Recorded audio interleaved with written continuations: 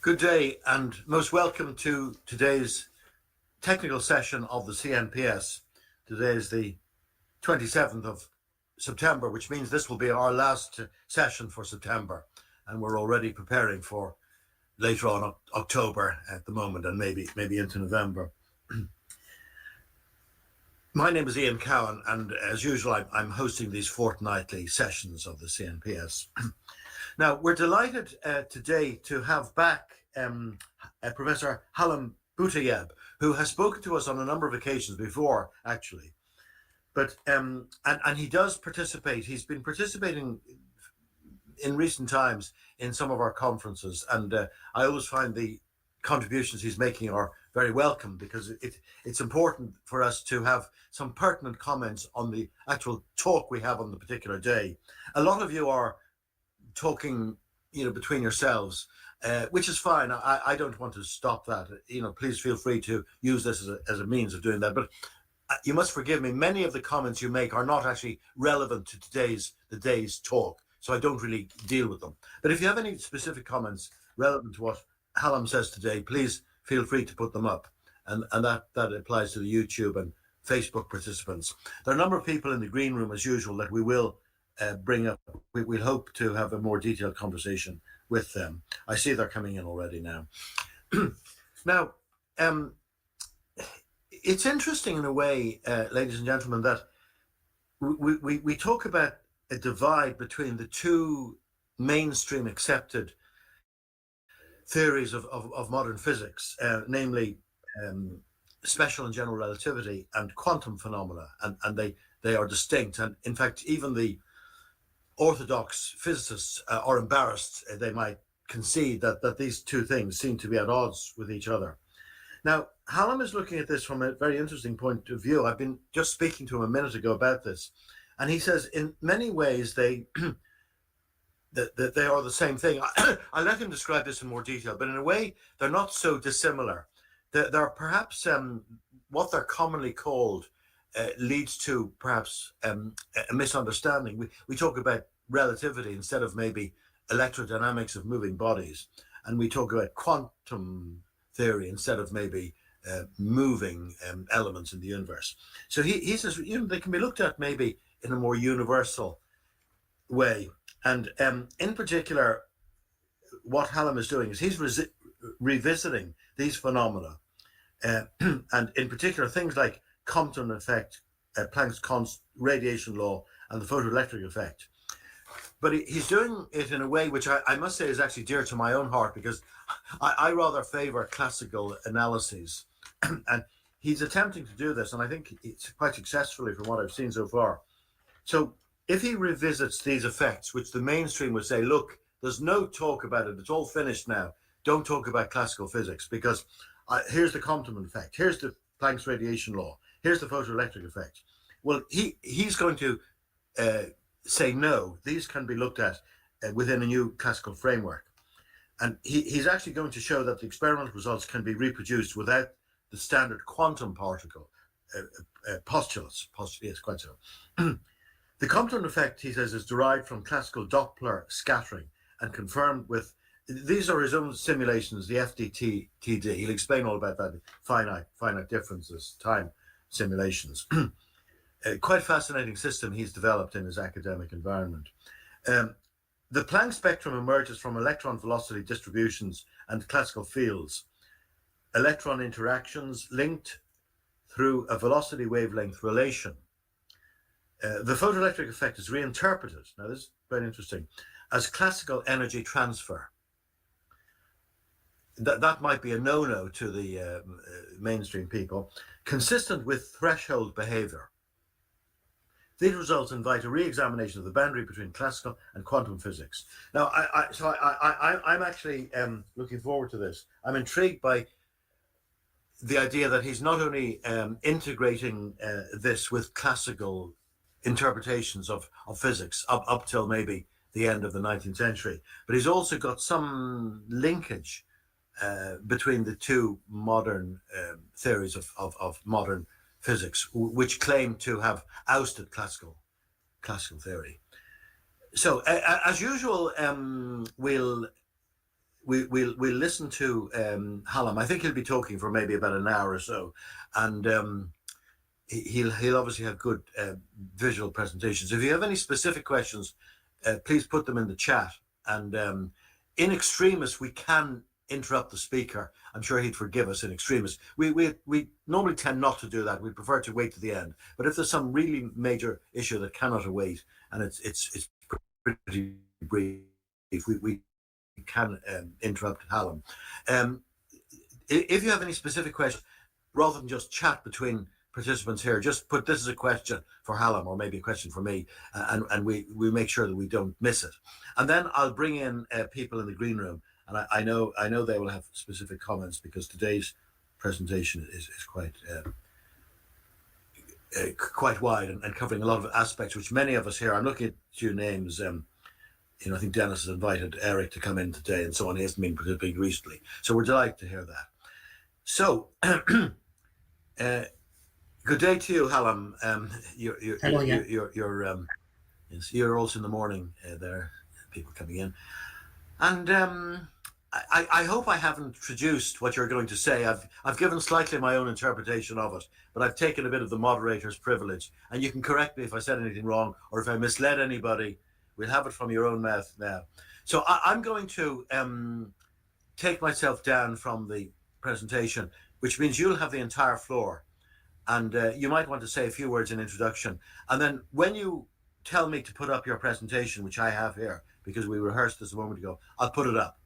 Is that all right, Hallam? And if you need me, just call me, I'll come back. But other than that, I'll be in the background, I'll say nothing. Perfect. Okay, thank you very much, Ian. That was a very good presentation. Thank you for having me again in your channel. This is an honor and a pleasure for me to be here. And my name is Halim Boutayeb. I am professor at University of Quebec in Canada. And I'm specialized in theoretical and applied electromagnetism. I have worked for many years in antenna designs and numerical methods used for electromagnetism.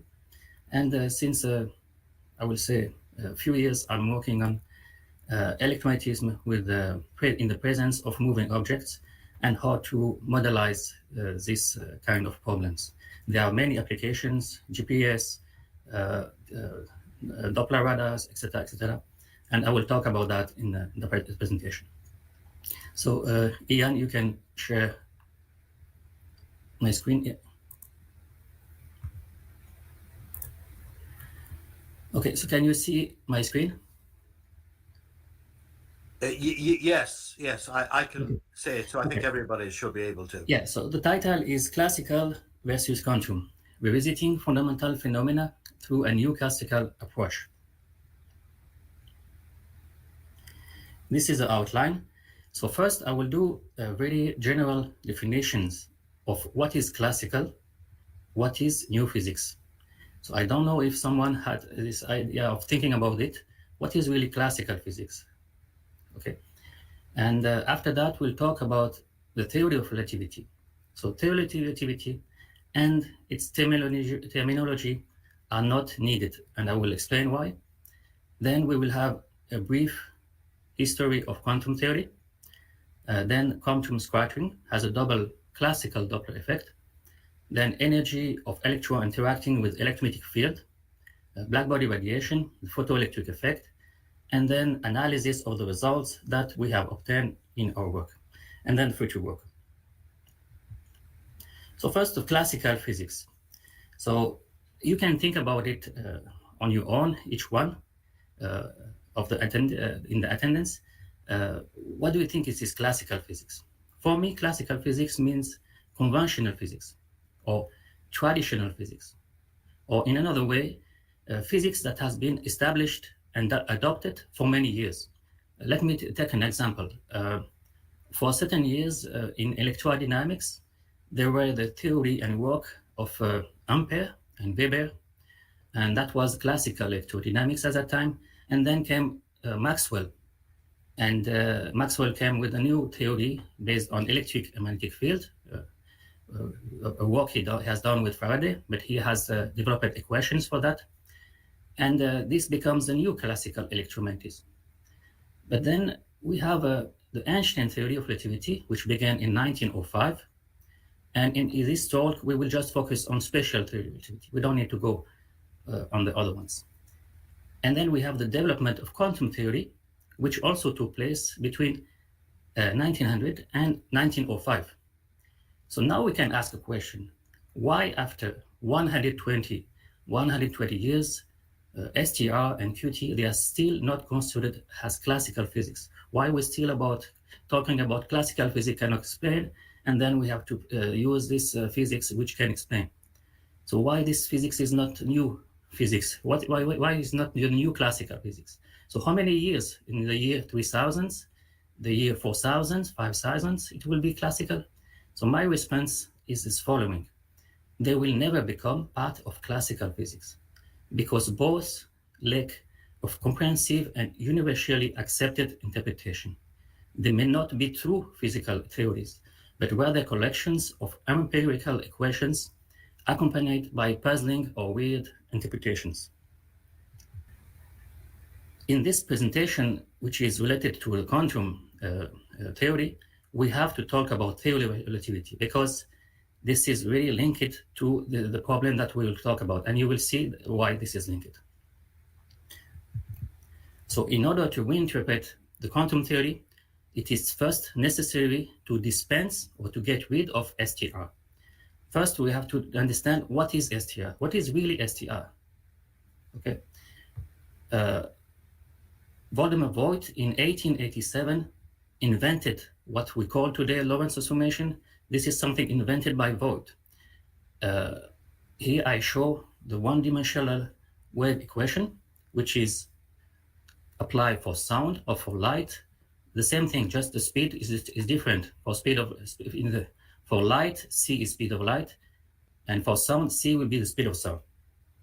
So in order to resolve the one-dimensional wave equation, when the observer is moving at the speed v, we have to resolve this equation here. It's not difficult to find this equation. This equation is resolved, for example, in acoustics. This is the equation that they resolve when they have the medium or the observer is moving. I will call it method 1 because this method is valid. This is a method you can use to resolve the wave equation when the observer is moving with speed v. Method 2. Method 2 is what? You use a change of variable. You don't like this form, you want to write it in this form. And this form is a wave equation without motion, with the observer at rest. And this wave equation is easy to resolve. But that wave equation is not easy analytically to resolve. It's easy numerically today, but in 1887, they cannot resolve this equation because they don't have numerical tools. But Voigt proposed to resolve this equation analytically. So he changed a form, he took this form, and then he has this change of variable. So this variable x prime, t prime, they are independent variable used in partial differential equation. They don't represent the position of anything. They are not the position of a wave or position of the observer. They are just independent variables used in partial differential equation. You derive, for example, the pressure as function of x, or you derive the pressure as function of the time variable. But the x and t, they don't give you the position of anything. And in the three-dimensional, this is a variable that Voigt used. Hendrik Lorentz admitted that he used Voigt. In a letter and in his book, he said, I'm using Voigt. And Hendrik Lorentz, working on Maxwell theory and supporting Maxwell theory, he proposed that when we have the observer moving with speed v, I will use Maxwell equation. This is Maxwell equation here. And with the auxiliary variables invented by Voigt. And this is how I can resolve the problem of electromagnetism in the presence of a motion with motion. That was Lorentz's method, okay? And if you look here, Maxwell equation, what is Maxwell equation? Maxwell equation, they are equation that mathematical expression of or mathematical interpretation of experiments done by many people, by Ampere, by Weber, by Faraday, etc., etc. So many people. And you see here, this one says that the duration of the magnetic field will give you an electric field, some kind of vortex around that magnetic field. And the same thing, the relation with the derivation of the electric field with time. So variation of the electric field with time or variation with the magnetic field with time. So this equation, they are mathematical interpretation of experiments. This equation that you see here, T prime, experiment, I prime, they are not mathematical expression of experiment. They come with this equation. They cannot come alone. You have to take them with this one. Altogether, this is Lorentz method to analyze electromagnetic problems in the presence of moving objects or moving observer here. There is another method, because Ian talked to me about that last time. He said you can use a total time derivative. Yes, so you can use total time derivative, and it will be similar to the method 1 in Voigt.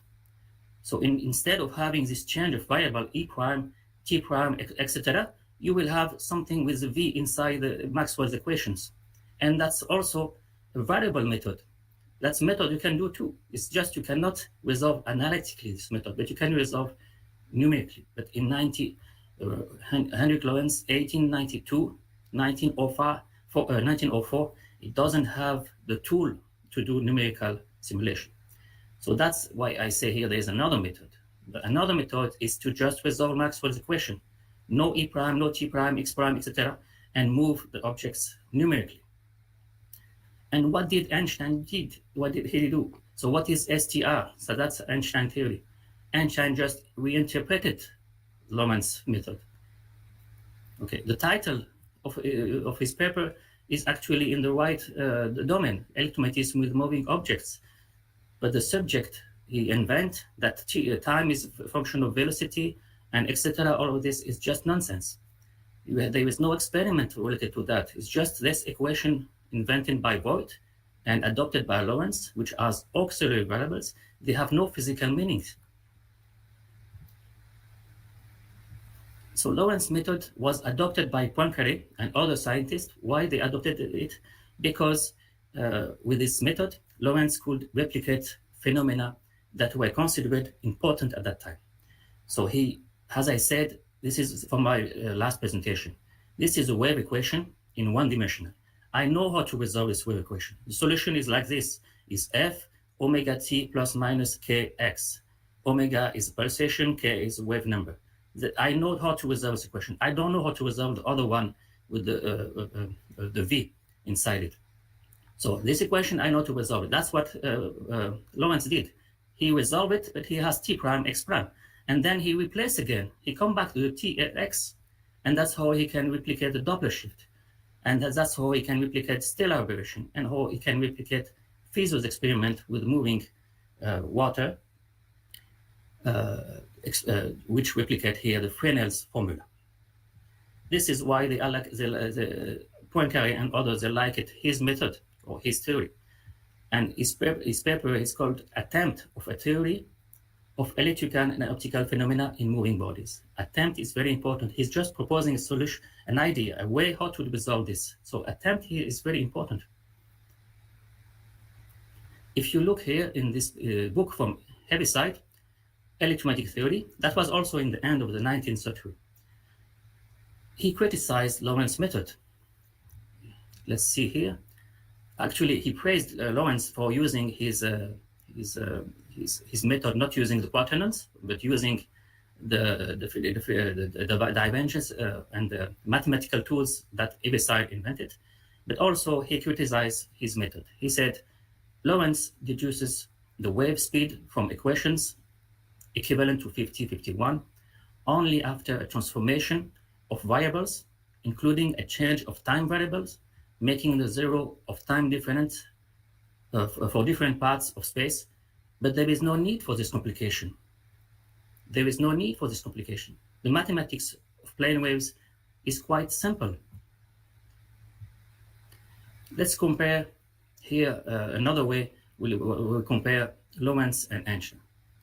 So in Lorentz's theory about electromagnetics with moving objects, he using Maxwell's equation, and he using these variables. In Lorentz, we can say this is the physics here. This is the real physics. This is the equation that interpret experiments done by Ampere, Weber, Faraday, Gauss, and many others.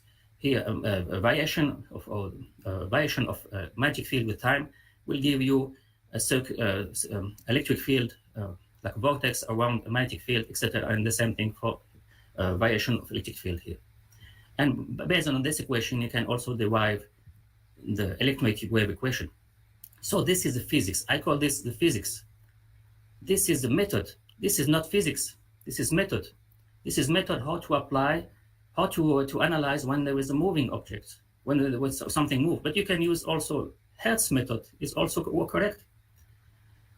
And Einstein changed it. He said this is the physics, but this is the physics too. So for him, this is physics. That's totally nonsense. Here, the t prime, x prime, y prime, z prime, they are inside this differential equations. But here, if you take them alone, what is just regardless of t prime, x prime, just t, x, y, and z? What are they? X, y, just x, y, and z. Are they the position of something? No, it's not the position of the observer, not the position of the wavefront or of anything. They are just used in this differential equation. So here I want just to present it in another way, in another perspective. So in Lorentz, the physics is the more important. So the equation here of Maxwell's equation is the more important. In his work, he is supporting Maxwell's equations. That's what he's doing in his work. Instead of using other electrodynamics, he's showing with Maxwell's equation, he can replicate many phenomena, including optical phenomena with moving objects. That's what moving bodies. That's what he wants to do in his work. And that's his most important. But this method is not important, less important. But Einstein, he's turned it differently. So he makes Maxwell equation less important, and he makes these variables more important, and he make it the most important, even more important than Newton's physics. So here I use the finite difference time domain, so FDTD. This method is very well known. It just resolves Maxwell equation. I don't introduce any physical aspect, no anything new. Just resolve this equation that you see here. Okay, that's Maxwell's equation.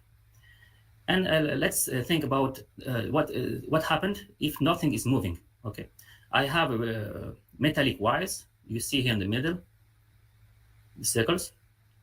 And what you see in the red here is a plane wave, a plane electromagnetic wave using a Gaussian pulse, illuminating this structure made of wires. The wires, they are infinitely long, and it's a infinitely periodic structure of metallic wires. Metallic wires, they are diffracting, and some part of the wave will be transmitted, and some part of the wave will be reflected. You can think about this as a, we call it actually frequency selective surface.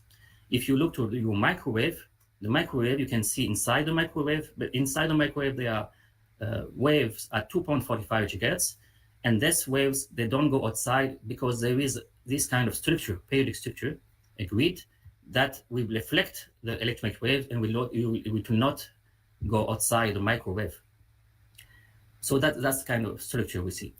So here I don't move the metallic wires. I use Maxwell, I repeat, I just use Maxwell's equation. I'm not, because last time someone said you have a background, I'm just using Maxwell equation.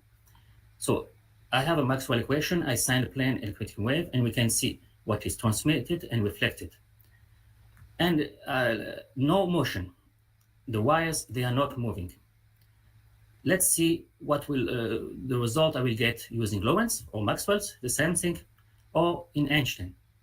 So in Lorentz, Maxwell, there is ether. There is an ether. That's the solution I have. In Einstein theory, there is no ether, and that's the solution we have here. So look at them and tell me if you see a difference. And think about it. Okay. So the solution is there is no difference. Why there is no difference? Because they both use the same. if there is no motion, nothing different is happen. They're both using Maxwell's equation. You just resolve Maxwell's equation. So both give you the same, with ether, without ether. But there is a difference, as it's not seen here. Here, the metallic wire, they are not moving, they are at rest relative to the ether. So relative to the reference frame of the ether. But here, in Einstein, the metallic wire, they are at rest relative to the observer. So for one observer, he will observe this, and if another observer move, he will observe the same thing if the metallic wire is at rest. This is something just you can write in equation or thought experiments. This is something it's impossible to simulate this kind of idea. It is impossible to simulate. Whatever method you can try, it will impossible to simulate this idea that in any reference, in any, you will get always the same thing. That's impossible. STR mixes subjects that are not necessarily related. For example, Galileo's both experiments. Galileo's experiments, they are about inertia. He didn't express inertia. This is Newton expressed inertia later, but that was based on Galileo's experiment. So the idea was to prove to the geocentrists that if something is falling, you will not see the effect of the moving Earth. Because the geocentrists, they say, no, Earth is not moving, because if it was moving, we will see when we drop something, we will see when it's falling, we will see that it will fall with a certain angle, not straight. And then Galileo did this experiment with the boats, and he showed the idea is very simple. The object that you are dropping, it has this velocity component of the moving Earth. And when you drop it, it doesn't lose it. It still has this one. That's inertia. And that's all Galileo did. There was nothing about relativity. It doesn't talk about the term relativity doesn't exist in his work, and the term transformation doesn't exist in this work. And also, special relativity mix the idea of relative motion and absolute motion here. So relative motion is very simple. Everyone agree about that. Everyone agree about that. If I analyze the motion of something, it is relative to another thing, because the speed will be different if I do relative to other things. Actually, he destroyed this because he makes the speed of light to be not relative. And then there is Newton's water buck experiment, and there were two interpretations, Mach interpretation and Newton interpretation. But this also not related to ether. You can have you can have absolute motion exist and no ether, or you can have, they don't have to be related. You can have a light medium or ether for light, and a different one for gravity. It doesn't have to be related. And also he mixed what Voigt has done, which is his change of variable. He interpreted them to be a law of nature. Okay, he said they have to keep the same form, Lorentz invariant, etc., which is total nonsense. And with the existence of light medium and the speed of light in Maxwell's equation. So the term relativity has never been used by Galileo, Newton, or Mach. They never talk about transformation required for analyzing motions. So before Poincaré and Einstein, in his book, Heaviside used the term relativity. He said he used the relativity of motion. But he referred to the fact that motion is relative. That's it. The relative motion means that motion is relative. This is the most clear interpretation of what this term must mean. So because they have misled people, I suggest the following terms should be removed from science and kept only as historical curiosities. For example, Galilean transformation. That's not true. The relativity, Galilean electrodynamics, Galilean invariance, Lorentz transformation, Lorentz invariant, Selby transformation, inertial frame, the principle of relativity. All these terms are misleading people. So another method to resolve electromagnetism with an object, we say there is Lorentz method using a change of variable. There is Hertz method using total time derivative. There is another method which you can do only numerically, which is just resolve Maxwell's equation. But divide the problem into time frames. So we divide the problem into time frames, as we see here, and the time step here, you can make it very small, okay? And you can control that, and you control what is the effect of that. So for each time frame, you just consider that the object is not moving, and you resolve Maxwell's equation that you see here. At the next time frame, the object has moved, and you resolve Maxwell's equation, and you repeat, okay? With this method, it's not only one observer moving at speed v. You can have multiple object moving and not uniform, can move at any speeds. Okay, this method is possible today because of computers. It was not possible in 1887 and not possible in 1905. I repeat, in the physics is only Maxwell's equation. There is no additional physics here. For example, we have already done this simulation for, you see a heart in action here. And people has done experiment with they send an electromagnetic wave on the heart, and they can measure what we call the radar cardiogram. This is in blue. That's the radar cardiogram, RCG. The red one is ECG, so electrocardiogram. So the blue one is RCG, so radar cardiogram. So they did experiments. You will find people like this paper who they have done experiments. But no one has done simulation. No one has done use Maxwell equation to try to replicate this solution. And we have done it, you can see here. And we can see they are very similar, the blue here and this curve. We have done it also for the respiratory system. So we send an electric wave, and we have the respiratory system. And we can see the red curve here is measurement from the literature. They have done the measurement from literature, but they don't have a tool to compare with theory, a simulation. And we have done a simulation, and you can compare. They are the same shape. And we can also do our own experiment. We can video record motion. Let me remove the sound. We can record the motion using a green screen, and with the radar, we can measure the radar response. This is a measurement, and we can also compare with our simulation. And I repeat, our simulation use only Maxwell's physics, Maxwell theory. There is no additional physics here, just Maxwell equations. Experiments, and we also use it actually for fall detection. So we send electromagnetic waves, someone is falling, and we can measure the electromagnetic response. This is something I posted in LinkedIn, and you can see the number of impressions is high, and I had questions and comments, very good comments by many professors and industry experts. So many of them, they were attracted. Why? Why they attracted? I'm just using Maxwell's equation, because they have never seen this kind of simulation before. But why this kind of simulation has never been done before? Because the prevailing influence of the spatial theory of relativity led researchers to believe that transformations of space and time variable were necessary. Of course, you cannot apply that for this kind of problem. There's so many things moving. It's not a V here or just one observer moving. Okay, and this transformation, so as I say, they can be used only for simple problems. Okay, so why people continue to rely on these transformations remains a mystery. But actually, I want to say here, although I'm doing this presentation, I prefer people to continue to believe in spatial relativity and continue to work on this transformation. Why? Because we have found a niche where we can publish a lot of papers.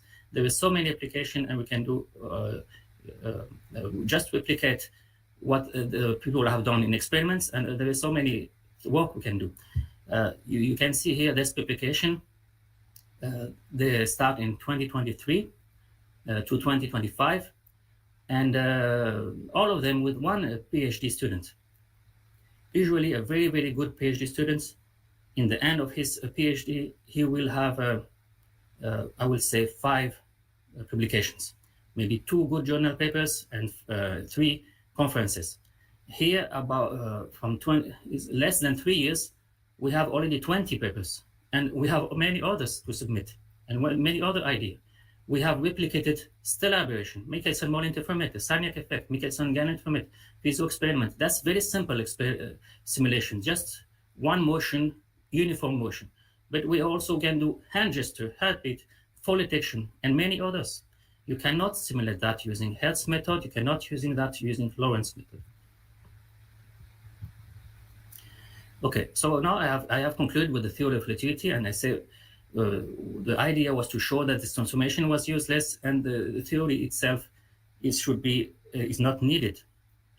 So now we'll start with the quantum theory.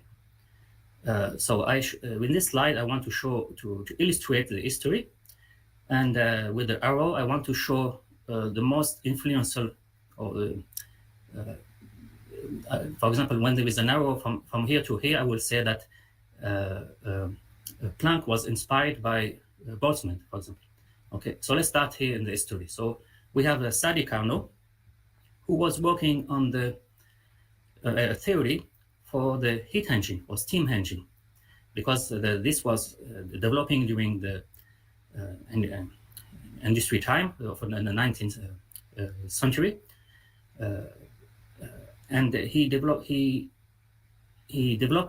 what we call the Carnot cycle and the ideal engine.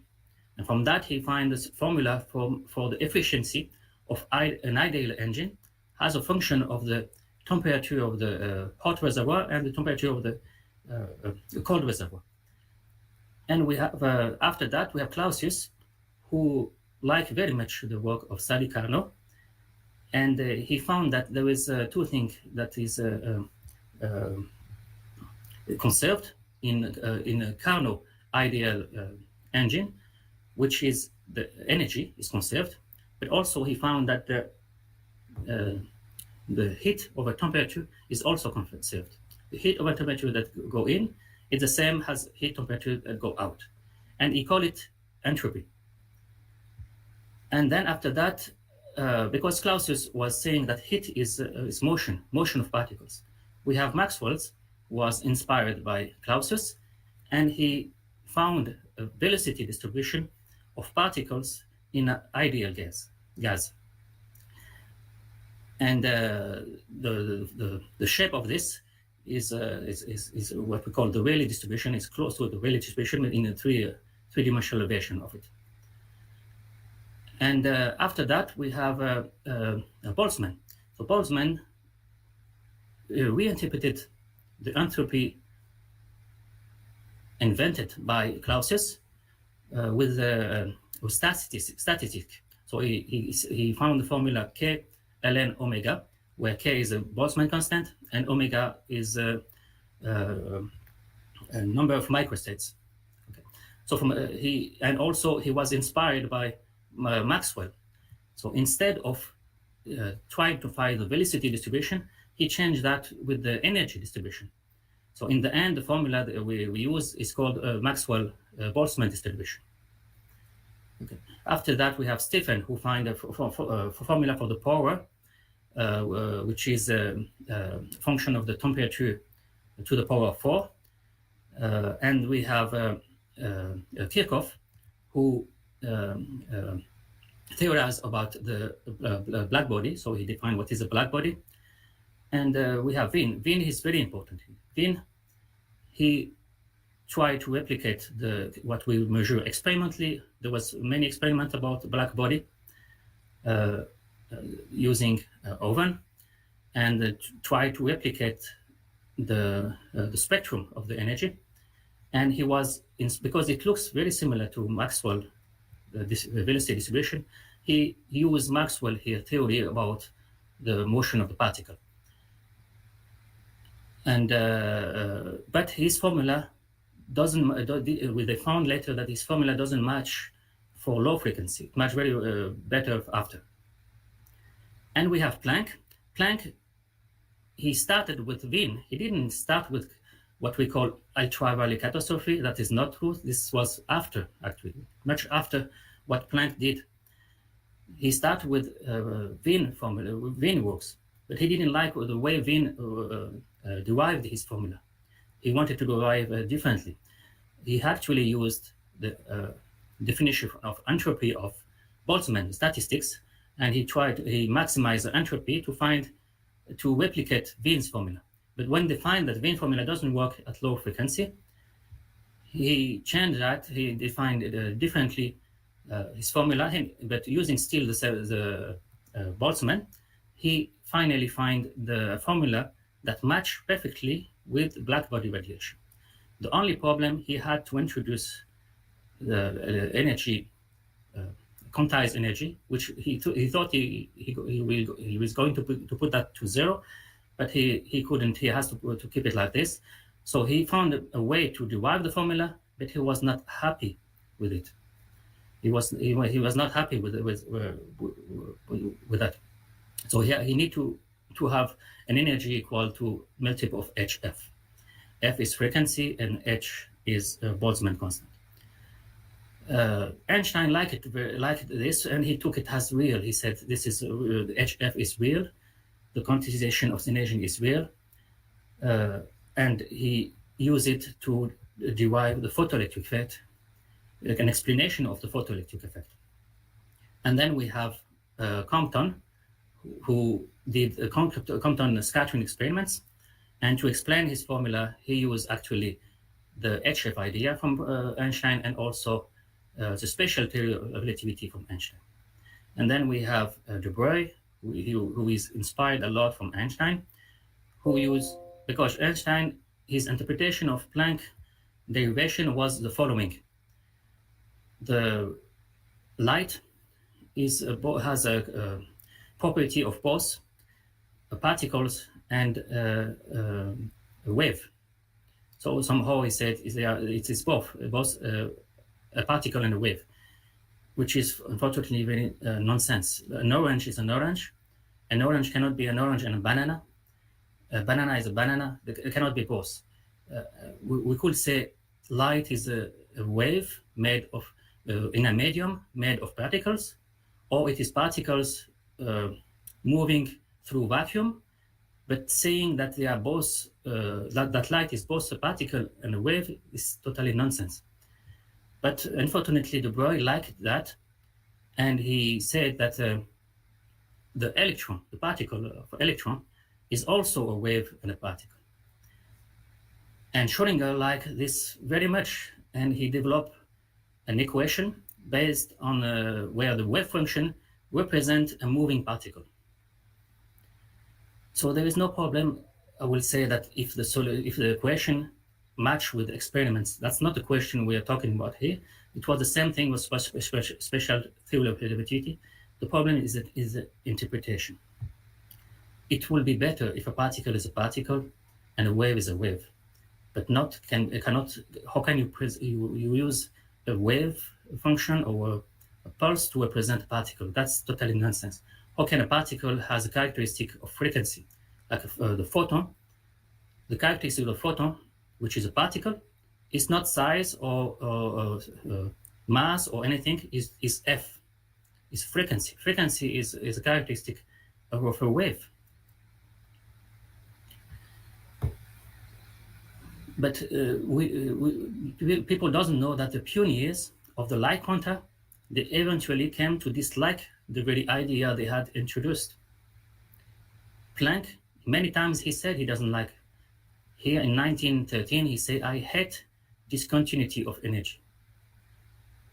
And Einstein, 1 year before his death, all these 50 years of conscious bonding have brought me no near to the answer to the question, what are light quanta? Nowadays, every Tom, Dick, and Harry thinks he knows it, but he is mistaken. 1961, De Broglie, I'm not satisfied with the theory. And people doesn't know that Planck and Einstein, they tried to introduce the Planck constant in Maxwell theory. They tried, but they didn't succeed.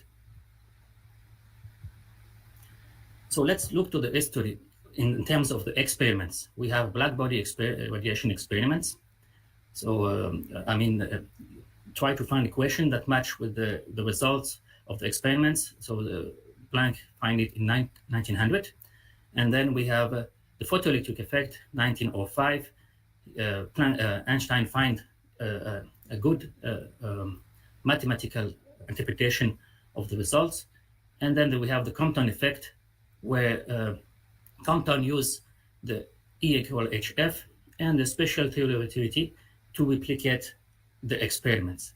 So historically, this is how this has been found, okay? But because we know already this experiments, we don't have to necessarily to go in the same order. Okay? So for us, we will first focus on this one. We will see why. Focus on this one. And then from this one, we will go to that and then, and to the two other ones. Okay, so let's focus first on Compton effect. So this is a Compton experiment. There is an X-ray, and the X-ray has wavelength lambda, okay, and is eliminating a graphite target. And this figure is more visual. At different angle, we will see in the spectrum of the energy spectrum, we will see at 0 degree 1 peak, at other angles 2 peaks, and the peaks, the separation between 2 peaks increase. So the shift between them increase with the angle. And Compton developed a theory based on the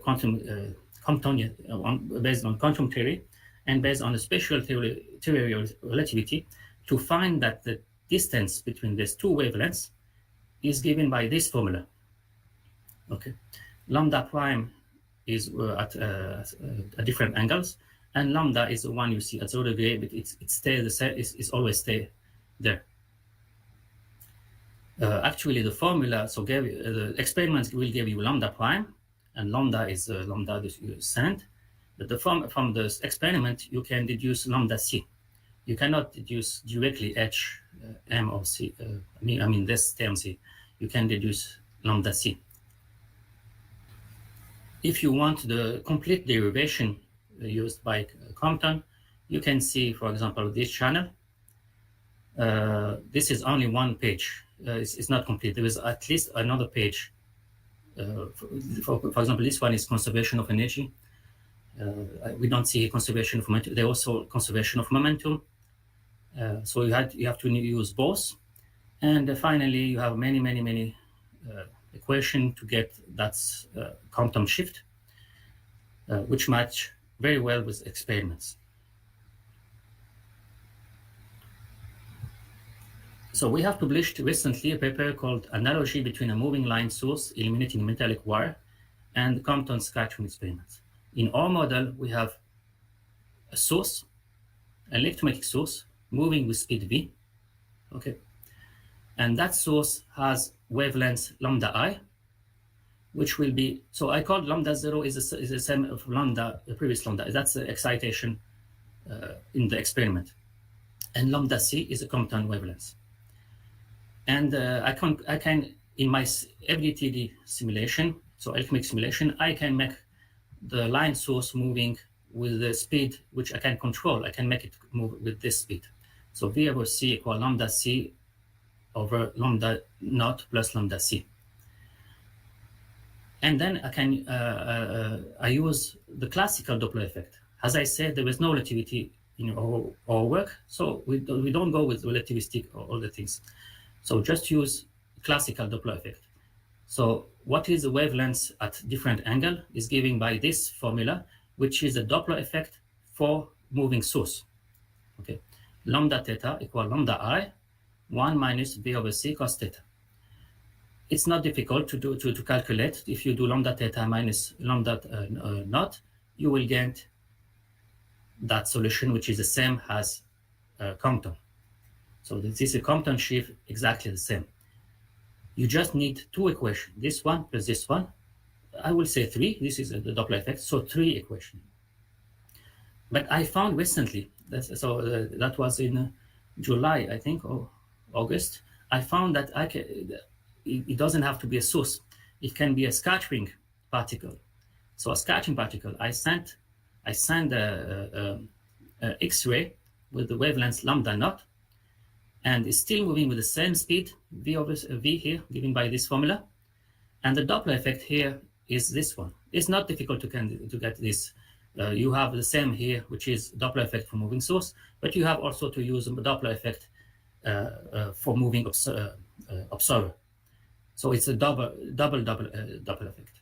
But if you do the calculation, then it's the same. So here you just need two equations, and you replicate the same as a Compton shift.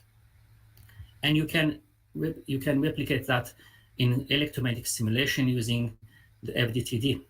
So that one is for the moving source, but we have done it for the moving scattering particle, but we didn't publish yet. We submitted the paper, it's not published yet. But this is electromagnetic simulation. You will never find this kind of simulation in the literature related to the Compton effect. So it's the first time. And if you look to those curves, you will never find this kind of curves related to Compton effect. They will only show this equation. But I mean, in terms of simulation, not measurement. In terms of simulation, this is the first time we show this kind of simulation. And we can show the distance, how it's changed, and we can compare, and we can see it fits very well with the experiment. Okay, now we have to, in order to continue, we have to analyze the energy of the electron interacting with the electromagnetic field. And we stay in the framework of classical physics. Okay. So suppose we have an electromagnetic wave illuminating an electron, and the electron is moving because of this excitation, is moving with speed v. Okay. It is very well known. The demonstration is very well known, and Maxwell himself has done the demonstration. The electromagnetic wave has a momentum, and the momentum is expressed by EEM over C, and EEM is electromagnetic energy. So this is very well known. This is from Maxwell. Let's suppose there is a transfer between this momentum to the electron. So we have MV equal EEM over C. Okay, and let's suppose there is also energy conservation.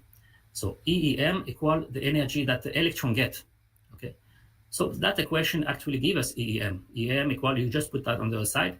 So finally you get the energy that the electron has is MCV.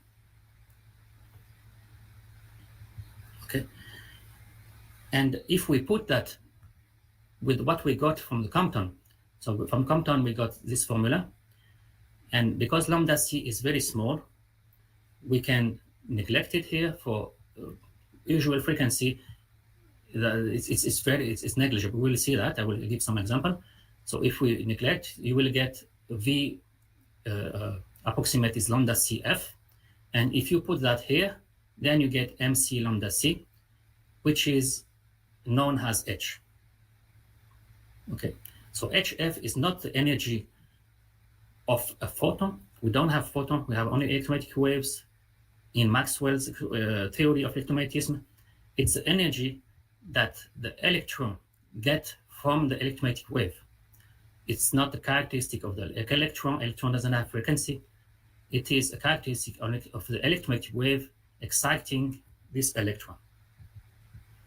Okay, so now we go to the blackbody radiation. So as before, we assume that the radiation can be fully described by Maxwell's electromagnetic wave. So the concept of photon or light quantum is not required. When you look to the blackbody oven, there is radiation, and you see the color, and you measure that in the spectrum. That radiation can be represented with Maxwell's equation, so Maxwell electromagnetic waves. Why in this particle experiment you remove Maxwell electromagnetic wave and you replace with photons? Why you will have to do that only for these experiments? It's the same as electromagnetic wave in other experiments. There is no change. But we will be very inspired by Planck's method. The only thing here, we will not analyze the energy distribution directly as Planck has done, but we will look for the velocity distribution. So in the same way Wien was trying to do, based on Maxwell, let me come back. So we will not use the energy distribution, but we will look for the velocity distribution, and from that we will find what is the spectrum of that, because we have a relation between the energy and the frequency. So we consider that the black body is filled with electrons, and the electrons, they are moving at speed. So there are many electrons, and you can analyze them statistically because a very large number. We consider they are indistinguishable particles. They are free to move, and they reflect in the cavity walls, and they can take any continuous value of velocity v. And they radiate energy when they are interaction, so when they hit the wall or etc. And the average energy is given by MCV. Okay, so our goal is to find the equilibrium distribution using Planck's method of maximization of the entropy, using Lagrangian in terms of the energy, and so exactly the same method used by Planck, but we look for the velocity distribution of the electron inside the cavity. So I don't need to go to all of the details. It's the same method as Planck. So you will find that the distribution of the velocity is given by this formula here. So when you get the velocity distribution, it's not difficult after that to get the energy distribution with frequency. These terms stay the same as Planck found. It's just we have V, we replace for us is lambda CF. Okay. In all phenomena, blackbody radiation, photoelectric effect, the frequency is very small compared to C over lambda C. So lambda C can be neglected in that term. Here. So you don't need to use the complete formula here. You can just use V equal lambda CF. I will give some example. Okay. So if we do, if you do that, then you find, finally, you find the same energy, spectral energy density as Planck, exactly the same thing, the same formula, but interpretation becomes different.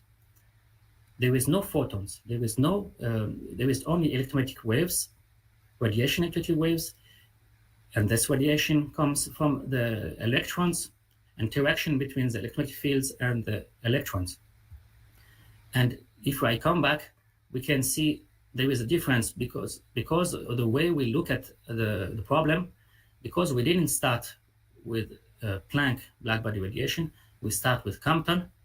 You see that lambda C is more fundamental than H, and lambda C is a distance. So lambda C becomes a more important parameter.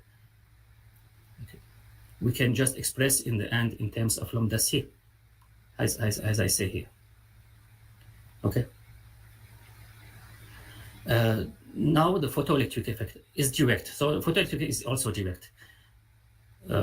We said we have this formula for the velocity, and we just put that in the energy. So our energy formula will be this one. And for frequency smaller than this, which is very high frequency, it just becomes HF. And the rest is the same. What Einstein used is become the same thing. Let's compare our total our exact electric energy, energy that we found here, and HF. We can see for photoelectric effect, the difference is very small. So this is a relative difference in percentage. It's very small. Okay. So that's why using HF is correct. It doesn't. It will not affect. Then let's now analyze the results that we have obtained. So our results are mainly two formulas, the V over C formula and the E equal MCV formula. Let's focus, for example, on V over C. An electric wave illuminating a particle, that particle, electron, will move with the velocity V, and that's relation between the wavelengths of the electric wave and the velocity of the electron. You can see that if F go to infinite, the maximum speed the electron can have is C. Okay, you just put F equal to infinite is C. So it cannot be more than C. Now let's analyze the formula that we developed, the MCV. of course, is different from what is used in mainstream. So let's analyze the difference, and let's try to explain what is used in mainstream. So our formula that we propose is E equal mcV. Okay, and if V tends to C, so it's very close to C, then the energy will become mc squared. The expression used generally is mc squared gamma minus 1, and that's when you at low velocity, this one will give you half mv squared, so the same kinetic energy in Newton's mechanics. Okay, I don't call it relativistic, I call it Wien-Einstein-Planck theory. I will explain why. Because for me, the idea comes from Wien. Wien has main idea that leads to this, and I will show why. This is in this paper in 1900, and the title of the paper is On the Possibility of Electromagnetic Foundation of Mechanics. And you have here on the possibility. So what he wants to do, he wants to see if he can use electromagnetic theory, and based on electromagnetic theory, he can deduce equation used in mechanics. For example, he wants to analyze energy, and if that's what you see here. He developed a theory such as his energy at low velocity will give him the same as energy in mechanics, in classical mechanics. Okay. And he has also mc square formula, E equal mc square for the energy at rest, except he has a coefficient, but that's not important. The principle exactly the same. That's why I say that Wien is inventor. It doesn't matter after you change a little and you get similar. The idea is the same. Is to have an energy such as it will be the same energy we use in classical mechanics. But that was just a possibility. We say on the possibility. That was just an idea. It has to be necessary. But actually, in his paper, he is analyzing two electromagnetic theory: the Maxwell theory and also Weber electrodynamics. And when he used Weber electrodynamics for inertia and for gravity, he found a difference. If he used Maxwell, then he need the mass of the electron to vary with velocity.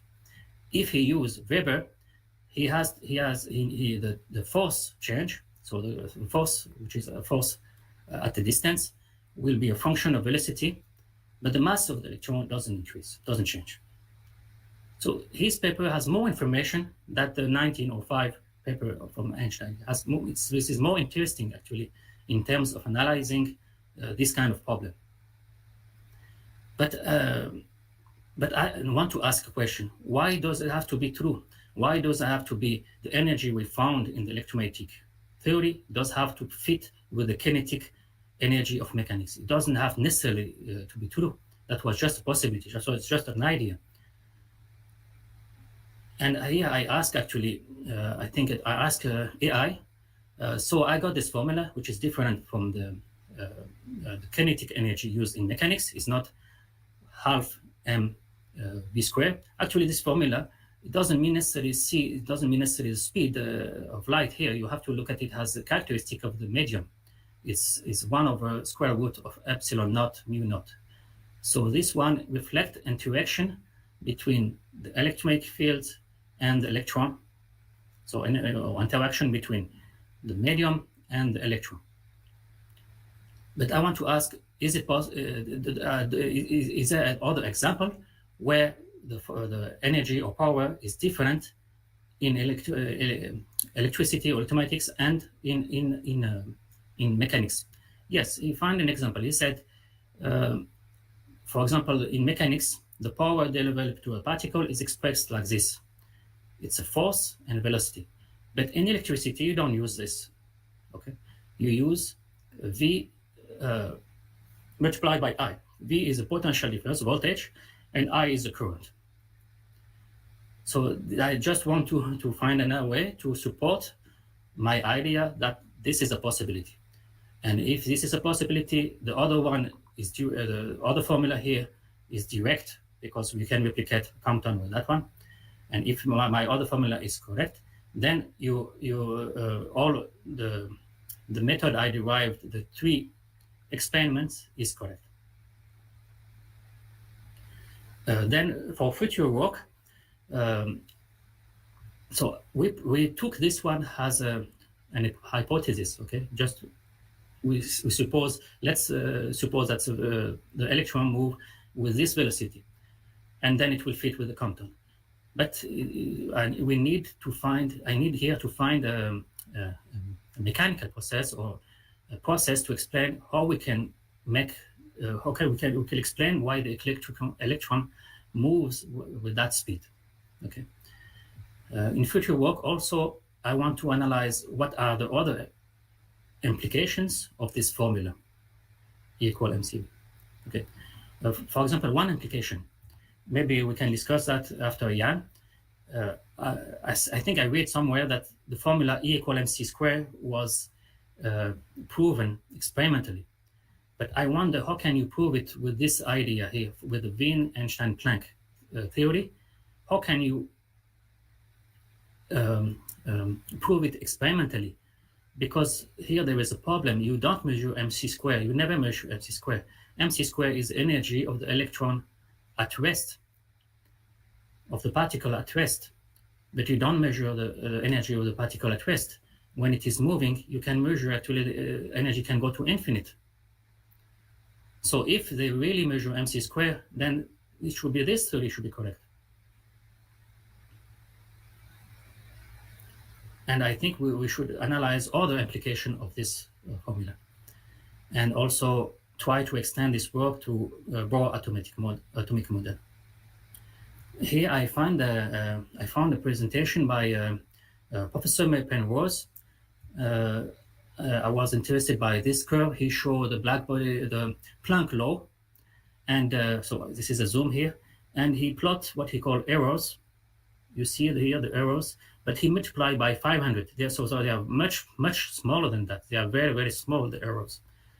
I'm not sure if these errors, they are from precision of experimental devices, or if they found this difference between Blackbody, I think this is CMB, before between the experiments and formula. I'm not sure what is, but if there is a difference between experiment and formula that is very small, but it is increasing with frequency, then it will be in agreement with the formula that we found.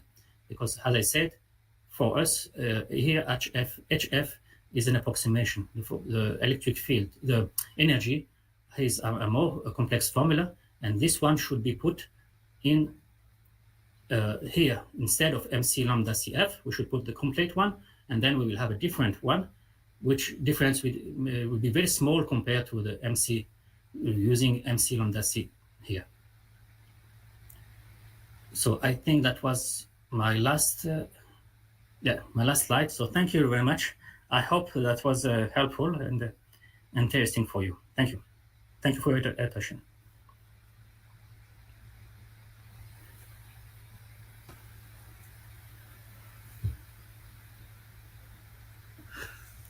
Well, thank you very much, Hallam. That was quite illuminating, I might say. And thank you very much for being so clear and expressing your ideas so succinctly. A couple of things. I might have one or two questions, if I might, and then we can go to the general questions. I find actually your initial comment was quite intriguing. Hadn't thought of it before, but relativity and quantum theory, let's say, have been around for over 100 years, and they're not called classical, and they perhaps would never be called classical because of their fundamental nature. That's an interesting. Yeah, if you look to the past, that was never like this before. That was never this example of we still call the previous one classical and the one you're using the not classical. That's yes. Yeah.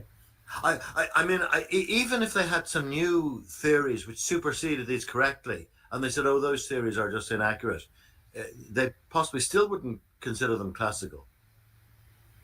Classical for me is after some years, it's the one we adopted. That's a classic. Yeah. But the Yeah, problem I quite do. is they invented a niche, which I will call classical physics cannot explain. So they come and they say, oh, classical physics can explain. That's my explanation. But unfortunately, they didn't go to the all possibility of classical physics, because, for example, ultraviolet catastrophe, they say that this is what classical physics predict, but that is not true. Wien was working in a method which is also classical physics, which is statistics, and also he has a very his formula was very close to the experiments. It just doesn't fit in low frequency. Yeah, so that business of Wien, one of my questions actually to you was on that. I mean, that was quite illuminating. I had looked at this briefly before, but you've spurred me on to looking at this in more detail, the EM as the foundation of mechanics, which actually a number of us have perceived in certain ways. And you talked about the so-called experimental verification. And I'm just wondering, I mean, one of the earliest, or maybe the earliest example was maybe in the early 1930s with the Cockcroft and Walton artificial transmutation. But it appears that the accuracy of that, if it indicated that maybe the energy transfer. Is it experiment about time clocks? Or? No. So you know the business about Rutherford's work, I suppose, yes. in nuclear transmutation, using radioactive means. But so his pupils, I don't have knowledge. A lithium target. I don't have. So you know what I'm talking about now. No, I don't know this experiment. Okay, so they're bombarding.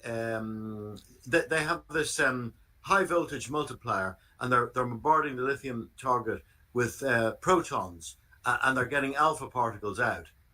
And they claimed, they claimed that's the first transmutation of an element into another element, hydrogen and helium, using artificially accelerated particles. But the paper by Cockcroft, I think, when they were awarded the Nobel Prize, said, well, that indicated equals mc squared. The energy transfer is related to the. Okay. Yes. So, but I actually looked at this a number of years ago, and I say, because you showed, this is my question in a way, Hallam, you showed a moment ago that maybe Wien had a factor in, I think about 4/3 mc squared. Yes. E equals k mc squared. K doesn't necessarily equal 1.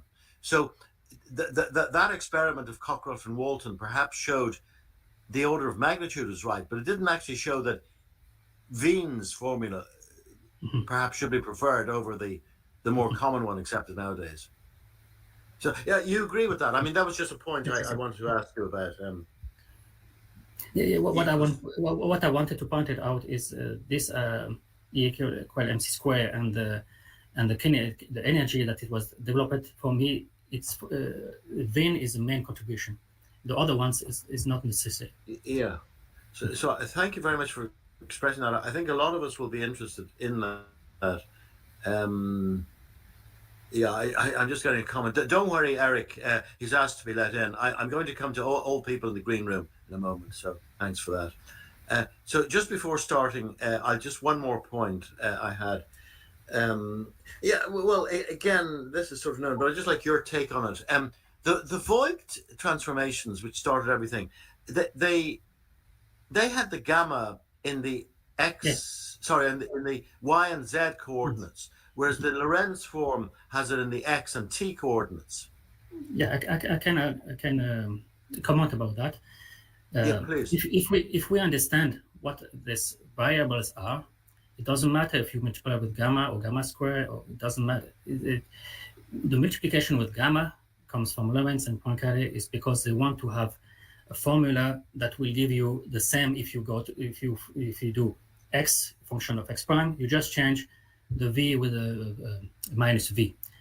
But there is no no rational equation. if you know what they are auxiliary variables. They are just a change of variable used in that partial differential equation used by Voigt. You don't have to multiply them with gamma. Okay, so you're saying you got the same results. And by the way, thanks very much for putting in the Hertz business as well. I know it's a bit of a hobby horse of mine, the Hertzian modification, the total derivatives. You referred to that. So thank you for referring to that. So there are a couple of questions here, if I may, because I was hogging the questions a bit there. Just before we get to the green room, there were two by Robert K. I think the first one is quite easy, but I was afraid to answer it. He said, what is A in your equation? Oh, in the wave equation, A, yes. If it is acoustic, if it is sound wave, this is pressure. If it is electric wave, it will be a transverse electric or magnetic component. But in the Voigt, it can be both, because he said specifically in his paper, this can be used for sound, or this can be used for an electric wave in Maxwell theory. So you know that in acoustics, they don't use these variables, which are called transformation. They don't use that. So why you have to use it in electromagnetism? You don't have. You don't have to use what variable? I didn't get the last bit there. The X prime and T prime. Oh, yes. You don't have. Yeah. You talked about that as why is transformation for everything? I mean, in these complex situations. So just following on from that, Hallam, he says, he's putting it to you a bit, you mention only the moving observer. However, Lorentz and Einstein are considering two observers, one at rest and the other moving. He says then, you are only considering the moving observer. Why? There is infinite number of observers. There's if you have the wave equation, you don't add motion. That's a wave equation. Yeah. If you add a motion, then the equation will change. You will have a V inside. You are one observer. You are not double observer or triple observer at the same time. You are one observer observing something. So the first observer, he said that is at rest. His observer we put V equals 0. But he's asking. I just want to say that he's asking about question about the observer and moving observer, and I don't use that. I have no transformation of from inertial frame, as they call it, to another frame and observer. I don't have this. I just have Maxwell's equation. So if you think that Lorentz and Einstein use that, yes, they use that. But I'm not using this method. I'm using Maxwell's equation. And I resolve Maxwell equation in the presence of moving objects. Well, he's coming a little further in, and I think it might be right. He says, without xt and xt dash, how would you measure where the E field and the H field is in space or location at a particular time? Yeah. If you see my simulation, that's very simple. The simulation show you the electric field, a magnetic field, at every position, and as function of time. I can show again, if you want, one of the simulation. If you let me share, you can, yeah. Do you want to come back? Or? Yeah, please. So let me see. Have you put your screen up there? You've taken it to...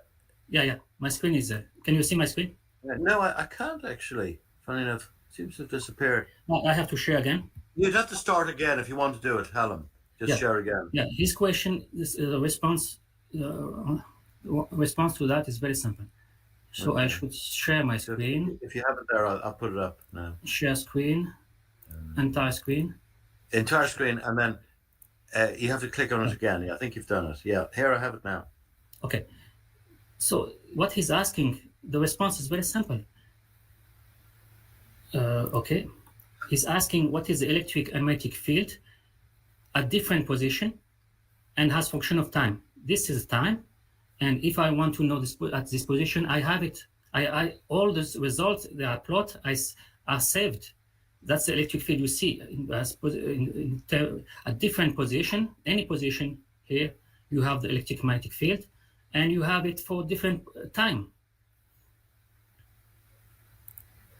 Because they think that to get the result, is to do transformation. But I'm okay. They can continue to do work on that, because by doing that, we can continue to work on contribute in this field. Oh, okay. Well, we better move on. I've just got 3 points from a person whom I haven't noticed before. He might be new. I don't know. It was Dollar and List Soy. He complimented you. So he'd like to thank you very much for your valuable lecture in which you claimed classical physics. And he says it is important, and the necessity of focusing on it away from incomprehensible complexities which do not lead to results. So these all are very positive. I just like to put them up. And one more he has here before I finish. What do you say here? He presented practical experiments and clear outcomes supported by well-documented demonstrations and internationally peer-reviewed research published in prestigious journals. Yeah, well, I'd expect all that from you. I mean, you're a very professional person. So, okay. So now there may be some time to come back if anybody wants to put further questions in. But we have the private chat here, and Eric actually asked me first to come on. I'm not quite sure, where is he? He's still there. Eric, you're on the stage now. So what point would you like to put to Hallam? Can you hear me? Yes. Yeah. I just want to say I saw some of the video with Mr. Eric. You saw my work? Yeah, I saw some of them, and also in this channel with Ian. And I like you. Right, I presented in this forum, and I'd like to present again. And I have experiments, and there's much that we can collaborate about. Yes. Because they're real experiments. Yes. A few points about the history first. Planck did not necessarily quantize energy itself. If you look at his first paper of 1900, he did E equals h nu as a energy in charge in the electron in his oscillators. Mm-hmm. So it's not necessarily energy itself across space like a photon. Mm-hmm. So that's point one. And the other point is that in 1911, Planck changed it to a threshold instead of a quantization for his constant. So the other thing I want to mention is the Compton effect derivation for a wave derivation has actually been done by Compton. It's in Compton's book. I don't know if you see. Yeah, but he used a gamma. He used a relativistic Doppler effect. I don't use relativistic. I use a classical Doppler effect. Oh, well, I didn't see the distinction there. I just used whatever his Doppler equation was. Yeah, and I don't agree with the relativistic Doppler effect. There are experiments that show that this transverse Doppler effect is not measured. They did experiment recently. So you would say, sorry to interrupt, but you would say that the transverse Doppler effect is really an illusion. Would you go so far as to say that? It's not true. There is a paper, IEEE paper. If I find the name, you can check the paper. He did a recent experiment because you can measure the change of frequency very accurately. And Tim in 2003, it is an IEEE paper, show that experimentally there is no transverse Doppler effect. With an antenna, you move an antenna, it doesn't exist. The previous experiment, they were not direct measurement of the transverse Doppler effect. They can be interpreted differently. All right. Well, look, I'll have to look into that. A lot. So I'll have to look into the different Doppler effects. The thing is, our method of resolving electromagnetics with moving objects, as I use only Maxwell's equations. All the results we get are in agreement with the classical Doppler effect formula, which is either for moving observer, moving source, moving scattering object, moving with a certain angle. All this we have all tested this, and they are in agreement with the classical. And presumably, you don't take the reciprocal effect or the symmetrical effect of the relativistic formula. Yeah, I mean, I'm not surprised you're saying that. I understand what you're saying. Yeah. So I'll have to look into that as well, Eric. I'd like to look into what Hallam has said there in more detail. By the way, just send me a note if you want to give another presentation, and we'll look at it. Good. Send me an I email. would like to do that. Yeah. I agree with the Eric idea of the threshold, which is in agreement with the work I'm doing. The electromagnetic field, if there is not enough energy, it will not move with the velocity and will not have that energy, which is HF. So you need it can get this energy, but once it is enough, it is HF, it will have it, and it can give it again. But if it doesn't, so there is a threshold, of course. I don't understand. I don't know what you're saying. I put E equals HF as an energy of a threshold in Threshold, charge. In charge. Okay. That's how I'm using it. And But the charge is the electron. yes. Yeah, so that's also what I consider. It's the energy that the electron get from the electromagnetic field. That's right. Okay. That's how you should use HF or H nu. Yes, and but the electron can get smaller than that. But that's right.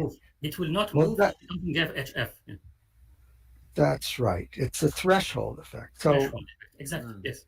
I derived also the photoelectric effect with a threshold model. Actually, my derivation for the photoelectric effect is a connection between the de Broglie equation and the photoelectric equation with a pretty straightforward model of difference frequencies. And, well, for de Broglie, I would say that for me it's also something that is, as Jan said, not real. When I analyze the moving source that I showed before, it can give me also the Compton effect. And if I move the scatter, illuminating by the X-ray, also give me the Compton effect. But if I analyze that scatter has a source, the wavelength of that source is the Broglie wavelength. But it's not necessary in my work. I would say that it's not. It's virtual. It's not the real one. Well, there's nothing wrong with the de Broglie equation. Mm-hmm. It's a understanding of the meaning of the terms. So the way I handled that to make sense out of it without wave-particle duality is to use the ratio of the Planck's constant to mass ratio, mm-hmm. and as being what is quantized, and not the individual h and individual m, the mass. Mm-hmm. So if you look at the experiments that are famous for the wave equations, it's the ratios of our physical constants that are being told by the experiment, and that's what's quantized for those effects. Yeah, they don't measure h. Yeah, I understand. That's right. That's really my major contribution to the theory. It's to understand that it's the ratios are quantized and that the constants are thresholded. It's a principle of conserved ratios. So if you do that and analyze the Compton and photoelectric and Blackbody and a few other equations that I have on my website, you'll see it all comes clear, where you can understand how the particle property can be explained without the wave-particle duality. Like, how does it? I'm answering the question: how is the identity of, let's say, you do helium diffraction? How is the identity of helium transmitted across space in a diffraction experiment? That's really the hard part to answer, and that's what I do with my principle of conserved ratios.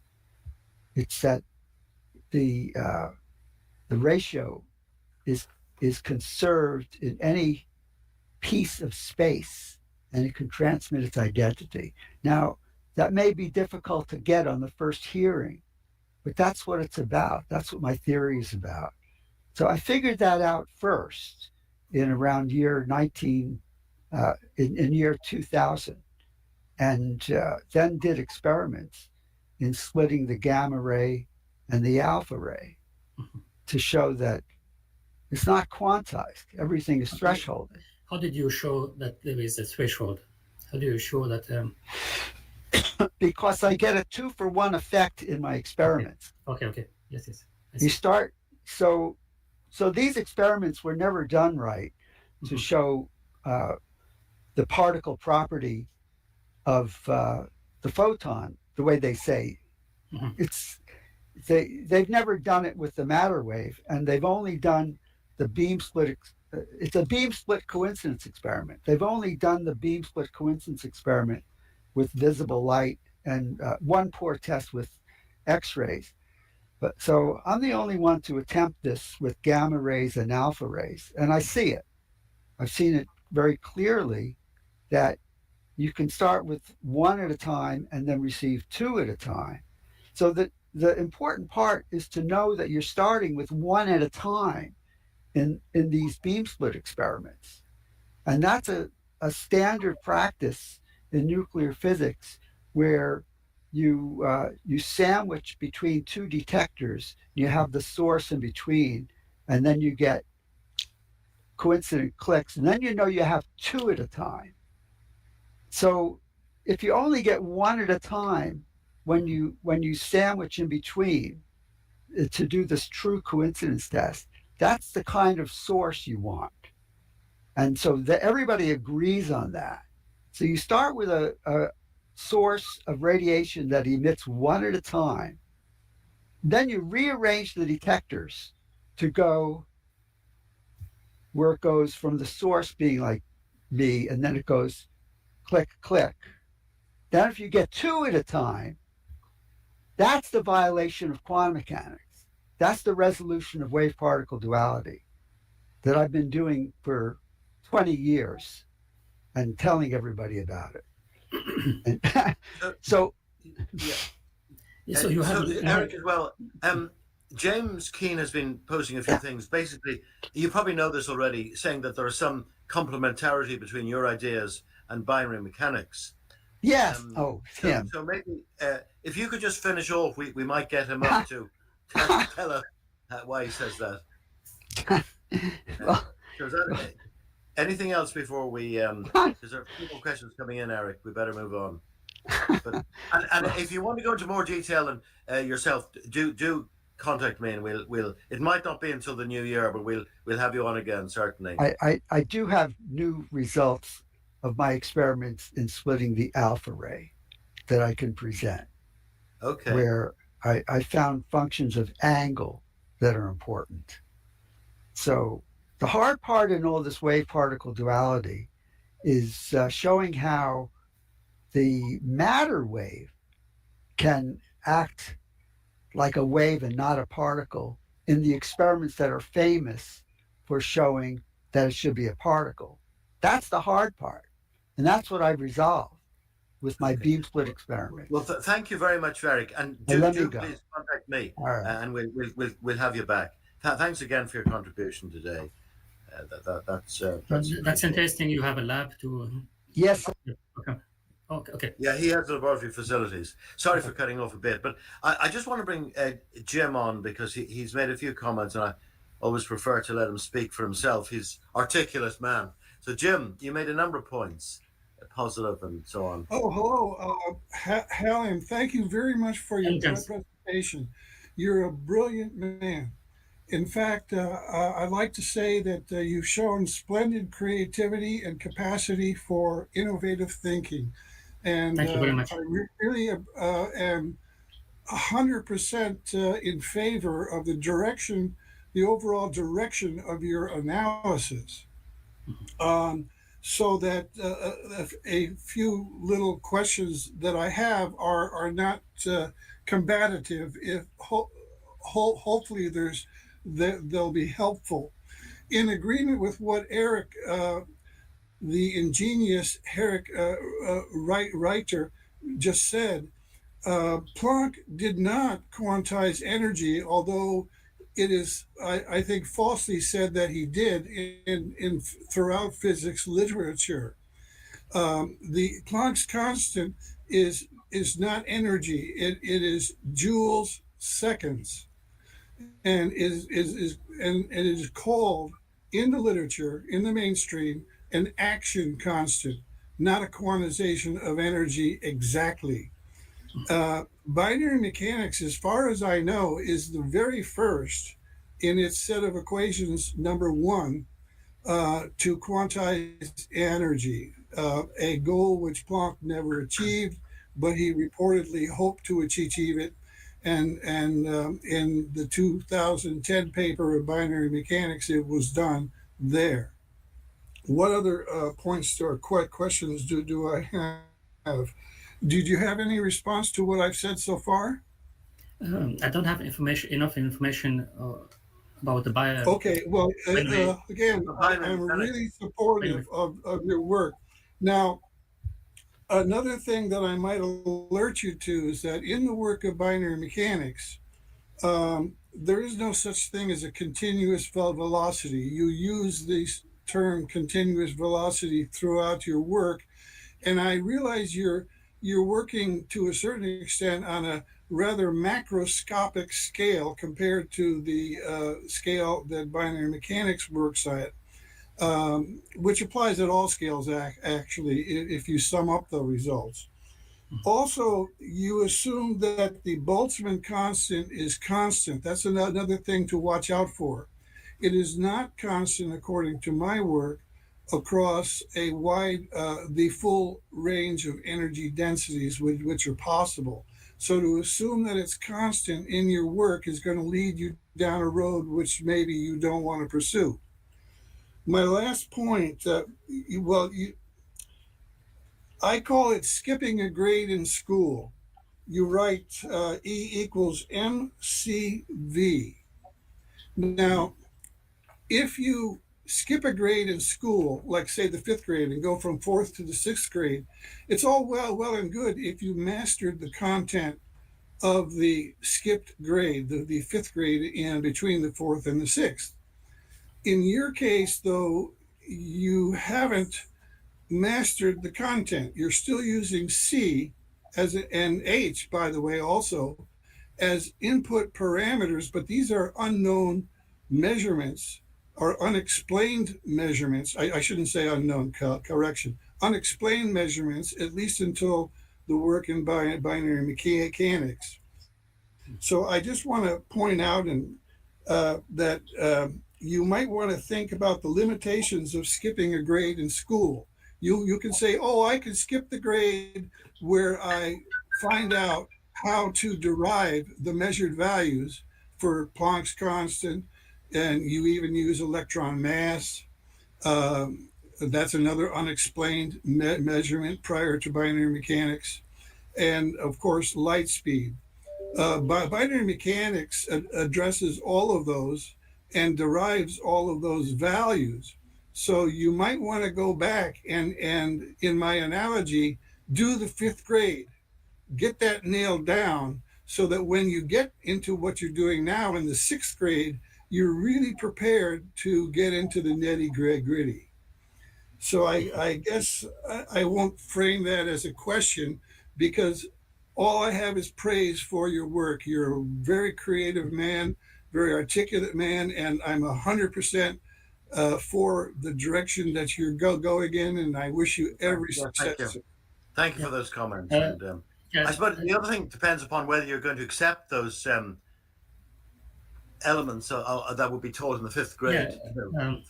Thank you very much, James. I just want to say that I'm a professor specialized in electromagnetism. So Maxwell's equation, I use it for designing antennas, circuits, etc. So that's my field, and it will be difficult for me to go to change the way. So I want to see how far I can go with this using only Maxwell's and with continuous field, continuous velocity, etc. probably we cannot use it for everything, but I just want to see where we can use it. For example, You've Compton. been very successful so far. Congratulations and thank Okay, you. well, so thank you very much. Thank you for those comments. Yeah. Also, I want to add that I Yeah. don't consider the results we have obtained as 100% true. Well, I always think about them again. It's I don't say. I just continue. I always think about them always and see how I can improve and etc. etc. Okay, well, thank you very much for that, and moving this because we already have. I think Denny. I'll bring Denny in a second now, but obviously in the Ditton community, and in particular with regard to the people who are kind enough to present to us, we have a wide range of experience and so on. But I mean, one of the criticisms might be that a lot of us are amateurs or well, some of us are independent thinkers, which is very important, but it's very valuable to have somebody like Hallam who's grounded in the orthodox academic throughput.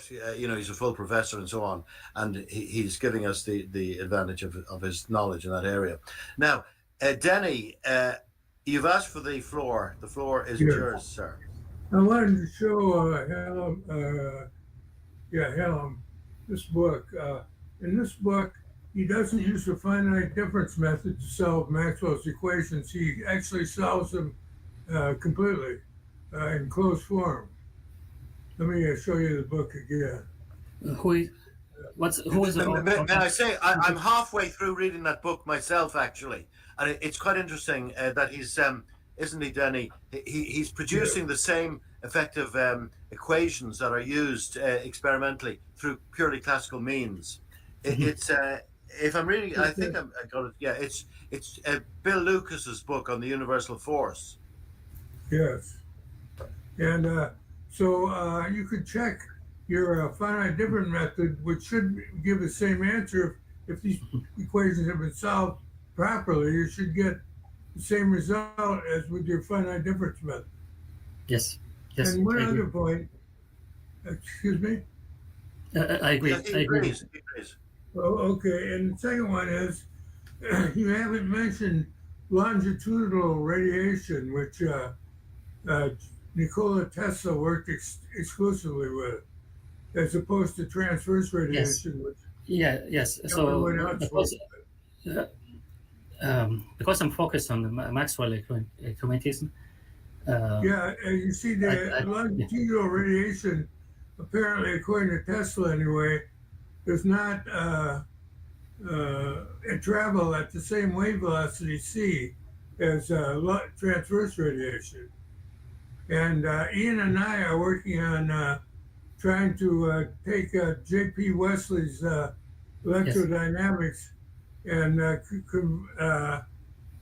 correct an error we found. We're looking for something to do an experiment for us. Yeah, I support research on Weber amperes and Weber's electrodynamics. It's just that I'm not. It's not my specialty. Well, Weber didn't treat. If you're thinking of the same Weber I am, in the late 1800s, he did not include radiation. His theory was just about non-radiative effects. Mm-hmm. Yes. So you wouldn't find either longitudinal or transverse radiation in Weber's work. But there is a professor, I forgot the name, they show that you can get the wave equation from in the Weber's electrodynamics framework, but it was not derived by Weber's, but you can use this framework to derive them. Yes, that's what Wesley does. That's what he tries to do. Wesley. I see. His book, Scientific Physics. It's J.P. Wesley. Wesley. Yeah, I read a lot of papers by Wesley. Scientific Physics, 2002, his last solo book. He had one additional book that was with Peter Marquardt, Light as a Photon Flux. Mm-hmm. Yeah, he's deceased, but Peter Marquardt is as far as we know, still around. Yeah. We have been in contact We with them can't a long find it. time ago. Yeah. Okay. Thank you very much, Danny. Actually, to supplement that, I see that Jim Morrison advises the book Beckmann's Einstein plus 2, and he talks about the results. Part of the nature of the Brownian harmonic velocity, and derives Schrodinger's equation using atomic emissions and Lenz's law and so on. Yeah. So these are other things that we can compare, and maybe we'll get back to those. Well, thanks very So much anything else, Danny? What's that? Yeah, thanks very much for your lecture. Well, really thank you for your contribution. We're getting actually, thank you, Denny, thank you. We're getting actually quite a number of things. I just might mention one more that just come in from another gentleman whose name I haven't noticed before. I assume it's a gentleman, could be a lady. Fayez Ayazi. He says, thank you, Professor Alan Boudin, for an excellent presentation. So it's nice to get some positive response back. Okay, now... I want to add about that. As I said, I focused on Maxwell's equation. And Maxwell himself, in his book, Electric and Magnetic Theory, something like that, he praised Weber's electrodynamics, which is based on action, a distance between, force between charges, which is also valuable. He said this is also another way to look at it. So because myself, I'm focused on Maxwell equation, but I think it could be also other ways, and maybe they can be mixed in the future. Yeah, I think actually Lucas does look at some of these things. He talks about maybe the Grassmann law or the Biot-Savart law, another way of looking at things, to the Ampere law. Whereas I think Wesley said they're in opposition. But and again, Weber's, as you just said, Alan, Weber's electrodynamics may not be contrary to the Maxwellian. It may be just another way of looking at things. We're running out of time. We might have one more person to bring on the green room if he's very, very brief. I think maybe everybody's gone, one or two there. So yeah, so maybe we'll just make sure that we've dealt with any questions which have come in, and I'll give you plenty of time to summarize, because I passed over Jim Morrison's remarks very quickly. Let's see. Yeah. So again, this Beckmann book, Jim says he derived Schrodinger's equation and wavelength of atomic emissions using classical EM and Lenz's law. You seem to be aware of that. I'm not surprised, Alan. And he says the results are in harmony. are the results in a harmonic velocity variation in the motion of the particles. That is the nature of the de Broglie wavelength. Yeah. Okay. Well, Jim is not in the green room anyway, so we can't bring it up today. Okay.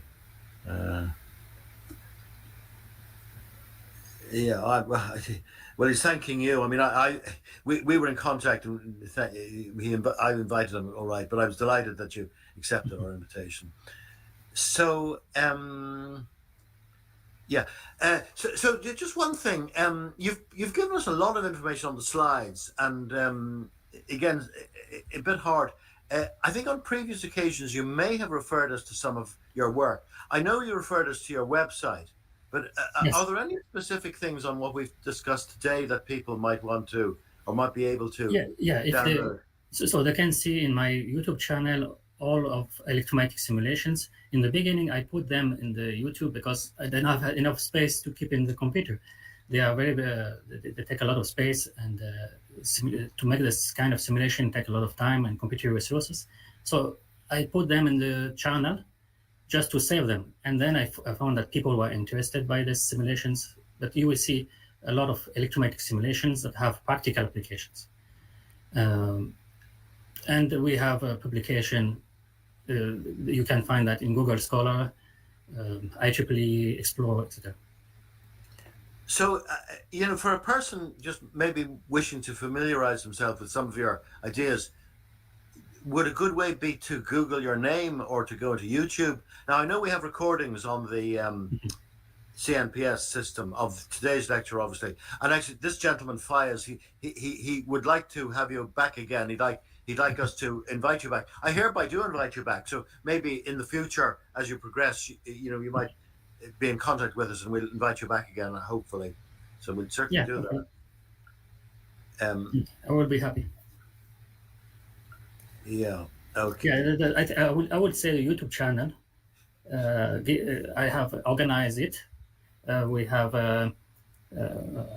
tutorials about how to use some softwares for designing RF, microwave components like antennas, circuits, etc. But also I have a section about the FDTD. To learn FDTD takes some time. You need about 4 times 3 hours plus doing exercises, etc., etc. If someone is interested to learn this technique. So this technique is used not only with moving objects, it's used by all engineers, RF engineers, to design components.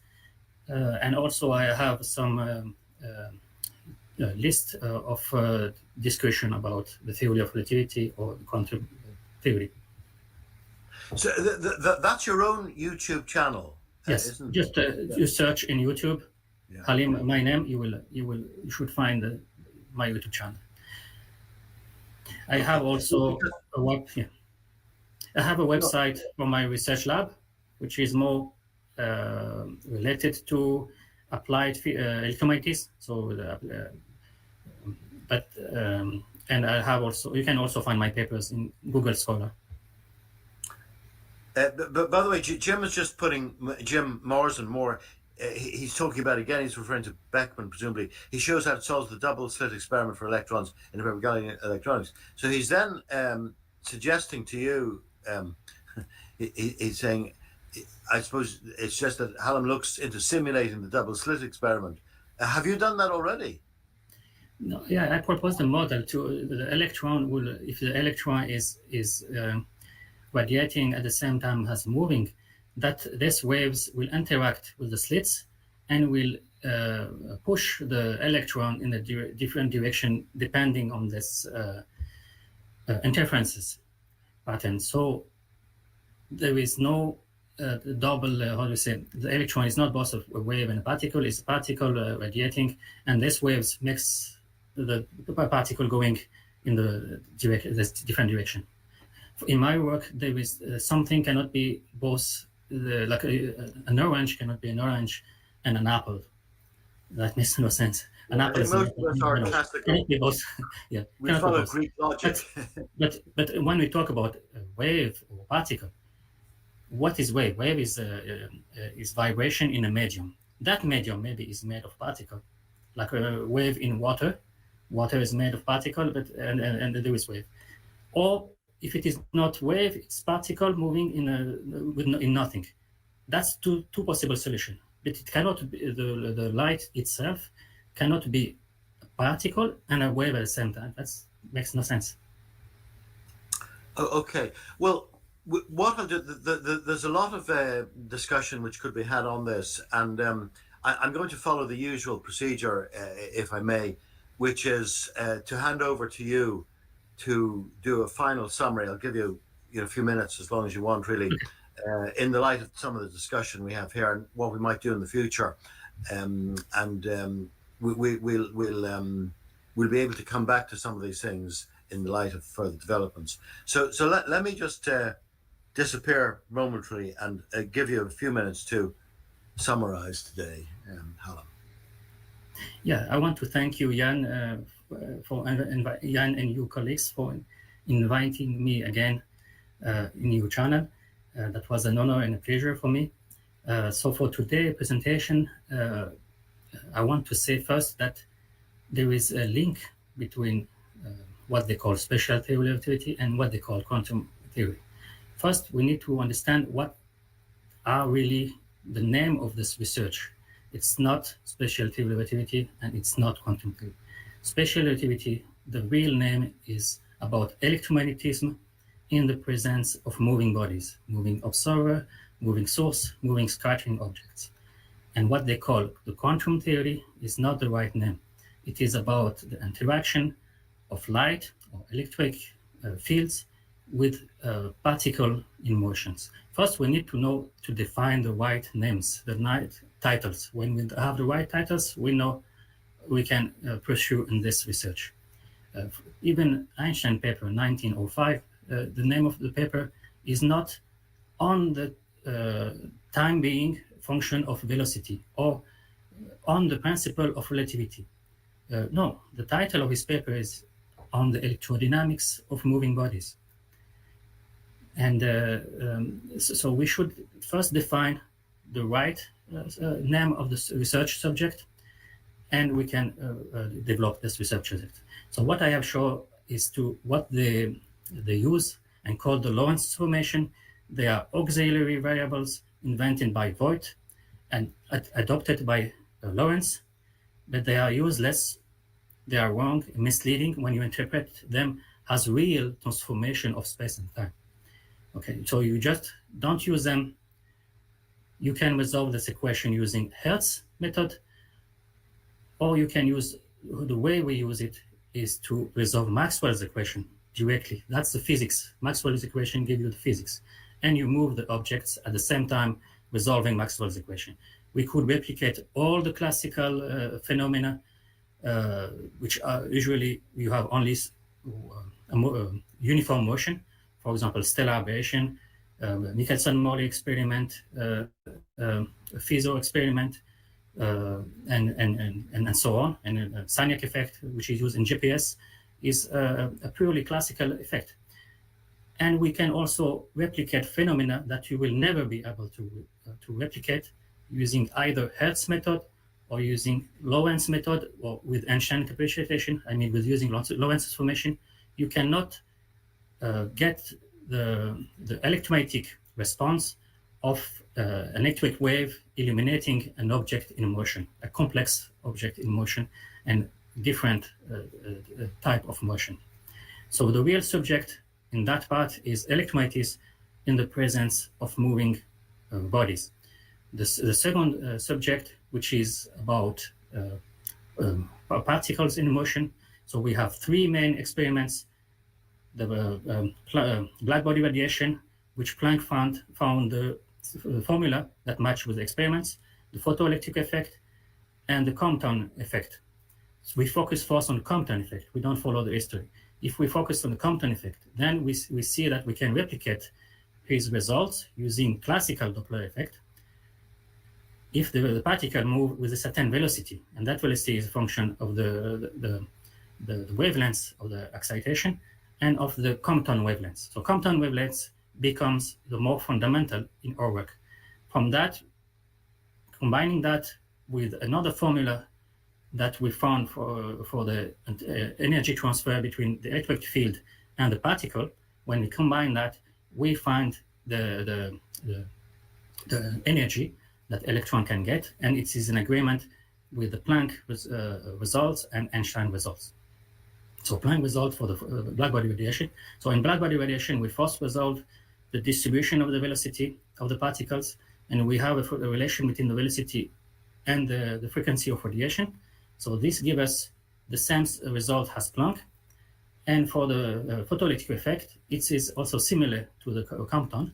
We know what is the energy transfer to the electron, which is function of the velocity, and we have a relation between velocity and the frequency of the electromagnetic field. So that's conclude my my summary. I want to thank you for attending, and thank you very much. Have a good day, everyone. Well, I'm speechless actually for once. Thank you very much, Hallam, for having given us this very detailed analytical talk. And you know, the central thesis that you raise, I think is something that the mainstream have not any idea of, that there's a commonality in basis between what are referred to as the theories of relativity and quantum theory. In fact, I think if that were brought to their attention, they'd be delighted, because they would try to twist it around to show that maybe modern physics isn't as broken as it appears. Yeah, somebody says he comes back here, this gentleman, Alan Soy. Your explanation of classical physics is both profound and exceptionally clear, and I'd echo that. And a number of people actually have asked that we bring you back, and I echo that myself. So please do keep in touch with us. We look forward to your continuing participation in our Saturday seminars, and maybe in the near future you'll give us an update as some of your work is progressing. It's quite fascinating. And we're very much indebted to you that you've given us it in a format which is now recorded for all time, and we can go back and look at our leisure.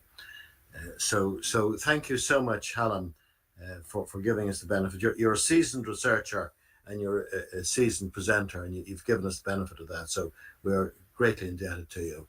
Thank you so much. But unfortunately, the time has run out again. It's just after the time that we must close.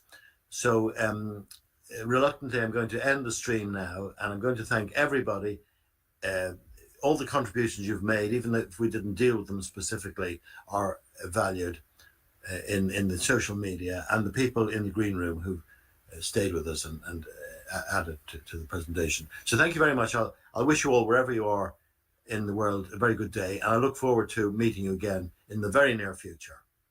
Goodbye.